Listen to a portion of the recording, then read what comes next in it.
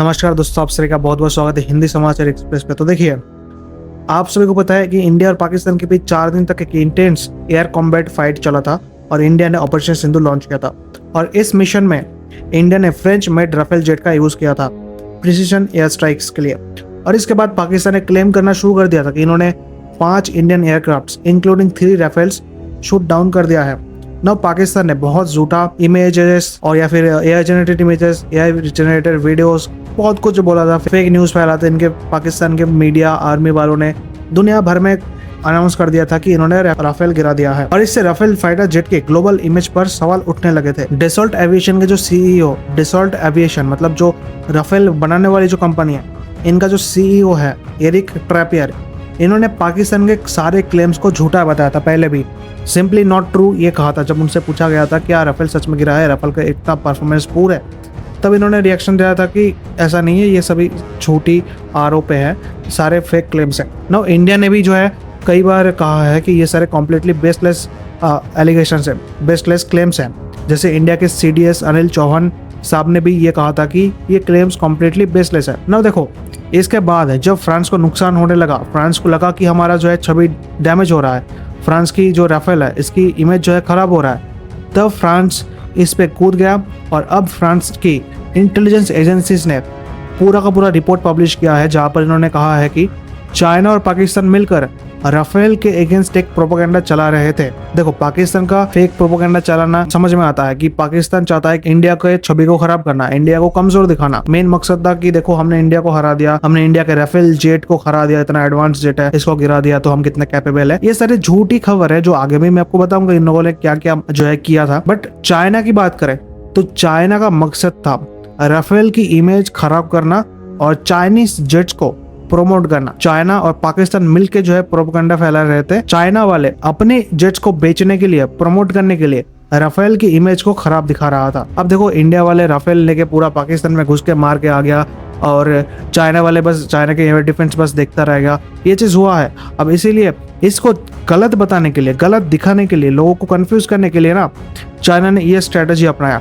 Chinese embassies के defence attaches ने दूसरे कंट्रीज में मिलिट्री ऑफिशियल्स के साथ मीटिंग किया और कहा कि इंडियन राफेल जेट्स ने अच्छा परफॉर्म नहीं किया, चाइनीज फाइटर जेट्स ज्यादा एडवांस है। अब देखो, चाइना ने ना उन्हीं स्पेसिफिकली कंट्रीज को टारगेट किया जो ऑलरेडी राफेल का ऑर्डर दे चुके थे, जैसे इंडोनेशिया, इजिप्ट या फिर यूएई, या फिर उन्हें जो फ्यूचर में राफेल को ऑर्डर दे सकते हैं।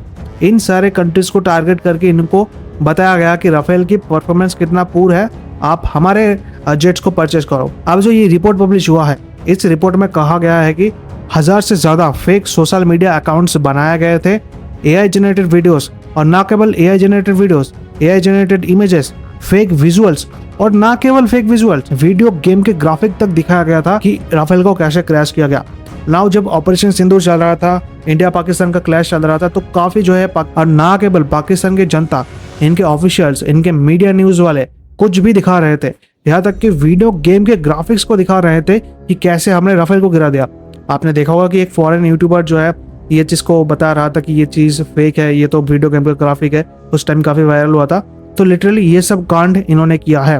हर जगह मैसेज दिया था कि चाइनीज टेक्नोलॉजी सुपीरियर है और राफेल फेल हो गया। चाइना और पाकिस्तान मिलके ये प्रोपेगेंडा दुनिया में फैला रहा था और इसी वजह से दुनिया में कंफ्यूजन फैल गया कि राफेल क्या इतना पूरा है, क्योंकि इन्होंने फेक वीडियोस, फेक इमेजेस, चलो फेक वीडियोस तो समझ में आता है, इन लोगों ने किसी भी चीज का उठा के इन लोगों ने कह दिया कि इन्होंने जो है राफेल गिरा दिया है।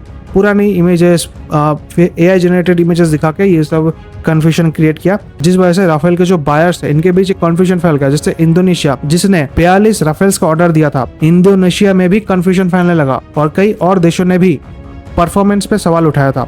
और इसीलिए फ्रांस को फील हुआ कि उनकी डिफेंस एक्सपोर्ट इमेज जो है डैमेज हो रहा है। और इसी का सॉलिड रिस्पॉन्स देते हुए फ्रांस ने राफेल की परफॉर्मेंस डेटा, क्लैरिफिकेशन और प्रमाण दिए।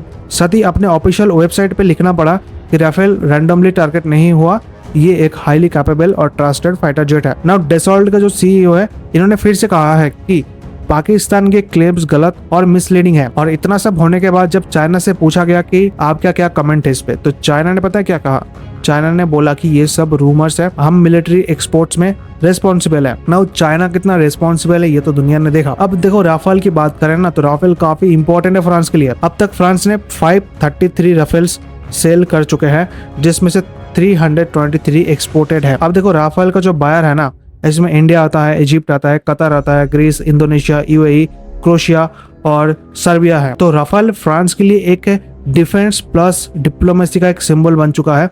इसीलिए फ्रांस ने इस प्रोपेगेंडा कैंपिंग के खिलाफ फुल फोर्स से काउंटर स्ट्रेटेजी चलाई है और पाकिस्तान और चाइना के प्रोपेगेंडा को एक्सपोज किया है। ऑपरेशन सिंदूर के बाद राफेल के बैटलफील्ड सक्सेस ने चाइना और पाकिस्तान को परेशान कर दिया है और इसीलिए दोनों ने मिलकर झूठा प्रोपेगेंडा चलाया।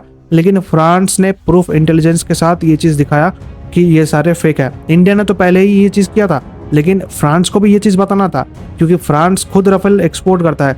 फ्रांस को भी ये कहना हक बनता था कि देखो हमारा राफेल कितना ताकतवर है, ये सारे क्लेम्स जो है फेक है। इसलिए जो है फ्रांस बीच में कूदा और इनको बताना पड़ा, अपने इंटेलिजेंस को इसके पीछे लगाना पड़ा और इनको कहना पड़ा देखो ये सारी रिपोर्ट्स है, चाइना और पाकिस्तान मिलकर फेक प्रोपेगेंडा फैला रहे थे। तो इस पे आपका क्या कहना है, आप लोग नीचे कमेंट सेक्शन में जरूर बताइए और ऐसे ही वीडियोस देखने के लिए चैनल को सब्सक्राइब कीजिए। धन्यवाद, जय हिंद।